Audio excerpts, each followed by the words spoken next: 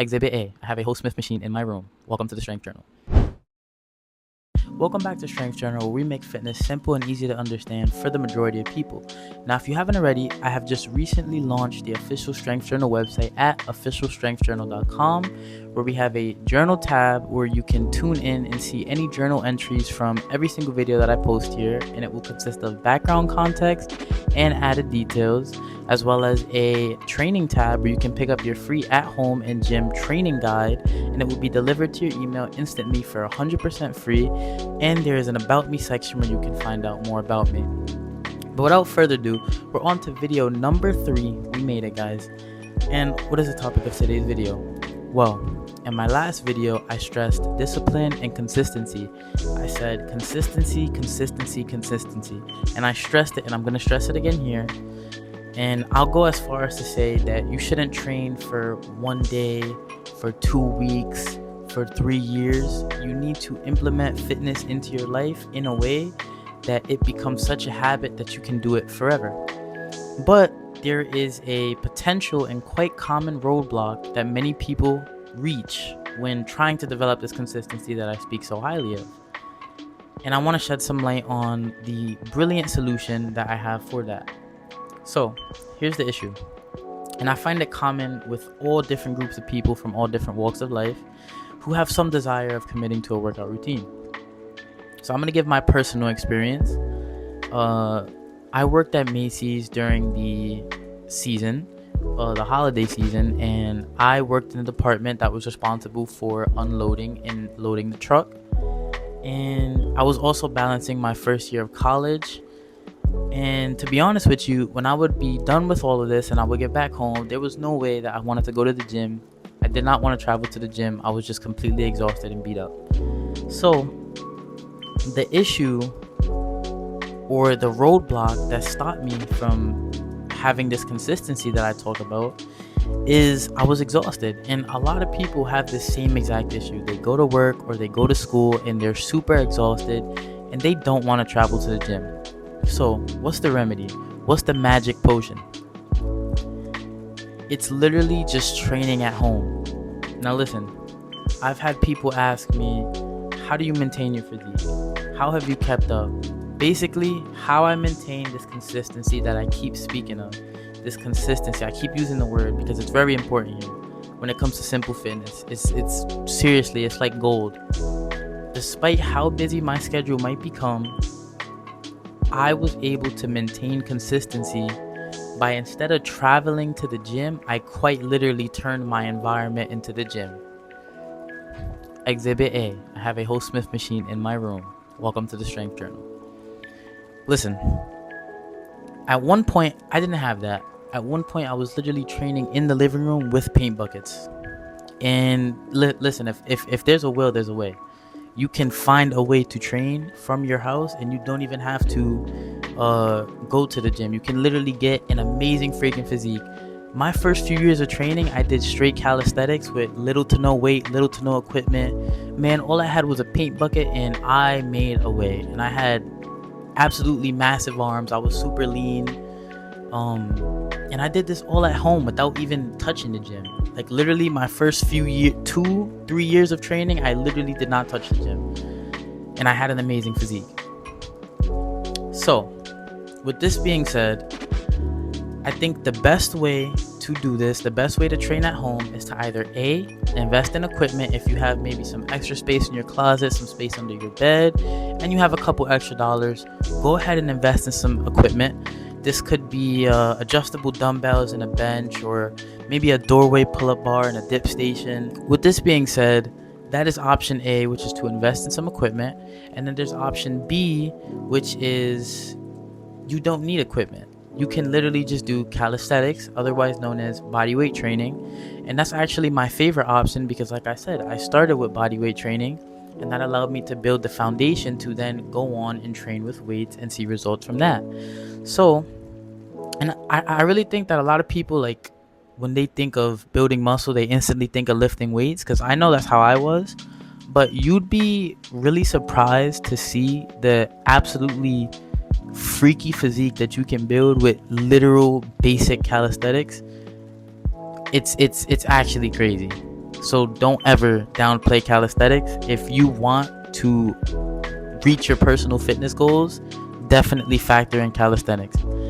So, what's the takeaway? Overall, I'm telling you, if traveling to the gym is what's impeding your ability to have this consistent workout regimen, to adhere to this consistent workout routine, then eliminate it. Do not travel to the gym and train at home with little to no equipment. But the thing about training at home, and it's sort of similar to training in the gym, but it's more unique to training at home, is that when you're training at home, you have to have a very clear vision of what you want to do and the progress that you want to see. You have to move very progressively and very strategically. Now, what do I mean by this? What I mean by this is that you shouldn't just be doing whatever. You shouldn't just be doing like, for example, in the first video I talked about these hundreds of thousands of variations. Push-up, then you have your incline push-up, then you have your decline push-up, then you have your diamond. Do not get lost in doing all of these crazy things with calisthenics. Don't try to do all of these super advanced things. Just focus on the foundational movements. Like, for example, your push-up. I'd say to master your push-up, and then you can work on the incline push-up to target the upper portion of your chest, and then you can work on the diamond push-up to target the tricep. And a good rule of thumb is that once you can do these exercises for 5 sets of 10, then you can move to a different or harder variation. Basically, do it in a very strategic way, in a way that you can monitor your progress and just push yourself a little more with each workout. Now, a pitfall to training at home is that it will at times result in you exerting more energy than training in the gym. The best example of this that I have is the shoulder press. So in the gym, they have the shoulder press machine. You go to the machine, you sit on the machine, you have some nice back support, you have a nice cushion, and you just sit there and you crank out reps. Now, if you're someone that's training at home and you want to hit shoulders, and maybe let's say you have the adjustable dumbbells, well, guess what? Now you have to do standing shoulder press, assuming that you didn't also get a bench. Let's say you couldn't afford the bench and you just got the dumbbells, so now you have to do standing shoulder press. Standing shoulder press is going to require that you use your stabilization muscles, and that's basically your core. So you're going to have to squeeze your core, which you wouldn't usually have to do if you're doing shoulder press in the gym, because you have support and you're literally sitting down. So in a way, going to the gym and using machines does enable some level of laziness that you can't really have when you're training at home, unless you have a good amount of equipment. Another example would be that if you're training at home and you don't have any equipment, let's say you don't even have the adjustable dumbbells and you want to hit shoulders, there is the shoulder push-up. Now, how do you do a shoulder push-up? You can either kick into a handstand on a wall and do shoulder push-ups like that, but I don't recommend it, especially as a beginner, because you do have to work up to that level of being able to support your body weight with your head being so close to the ground. There's safety concerns. Of course, you have to work on progressions. So what's a good progression? You put your feet back on the bench or an elevated surface, and you walk into let's say a C. It sort of resembles, no, not a C, it sort of resembles a V. So you put your body like this, and you have your feet up on an elevated surface, and then you're able to really stress the shoulders with this variation of a push-up. Now, once again, this is another example of how training at home, you have to get kind of creative, right? These movements are variations where you're leveraging your body weight instead of external weight to put stress on specific muscle groups, and to do so you have to use your whole body, so it will exert more energy to get into these positions with proper form, of course. So